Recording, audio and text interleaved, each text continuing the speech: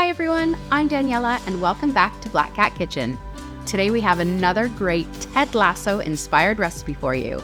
We're making Mama Lasso's sunflower seed bread, Teddy's favorite. It only takes one bowl and it's so easy to make. So let's jump into the recipe. You'll find a list of ingredients and measurements in the description below. To your mixing bowl, add 160 milliliter, 2/3 cups of warm milk. I'm using whole milk because it gives the bread a lovely soft texture.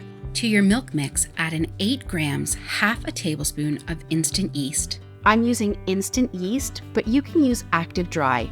Just allow it to activate in the warm milk before adding in the rest of the ingredients. 20 milliliters, 1 tablespoon plus 1 teaspoon of a neutral oil. I'm using sunflower. 10 grams, 2 teaspoons of sugar. 21 grams, 1 tablespoon of honey. And 1 egg. Give that a little whisk to break up the egg and combine it all together. Now add in 120 grams, 1 cup of bread flour. You can substitute this for all purpose. 120 grams, 1 cup of whole wheat flour. 45 grams, 1/3 cup of sunflower seeds, and 2 grams, half a teaspoon of salt. I make sure to add the salt at the very end so that it doesn't kill our yeast. This recipe can easily be done by hand. I like to start off by stirring it with the back of a wooden spoon, and then once it's all come together, knead it with a little bit of extra flour until you get the desired texture. I'm popping mine into my mixer and setting it on low for about 10 minutes or until the dough pulls away from the sides, like this. Once your dough has come together and the glutens have really started forming, it's time to let it rest. Lightly grease a bowl with oil and pop your dough into it. This needs to proof for 2 hours or till doubled in size.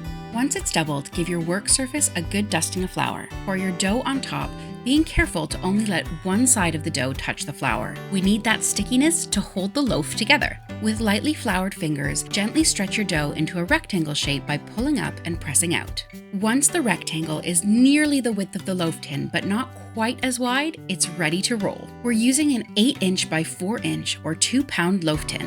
Starting from the short end of your dough, start rolling it up and pinching along the way.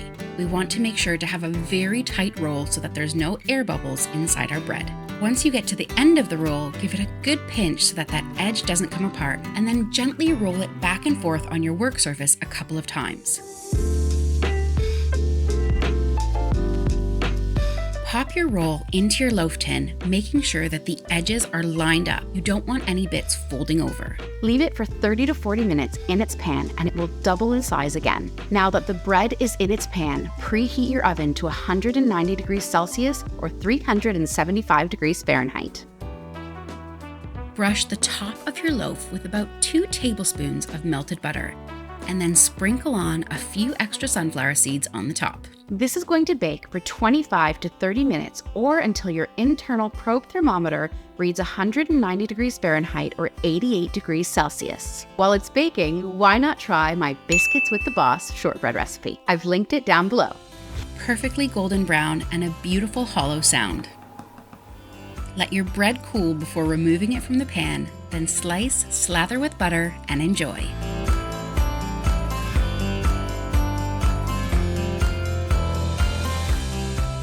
In case you missed it, check out Ted's shortbread recipe here. And if you're looking for a basic white sandwich loaf, why not try my recipe here? Make sure to hit that subscribe button for more videos. They come every week. Thank you so much for watching, and we'll see you in the next one.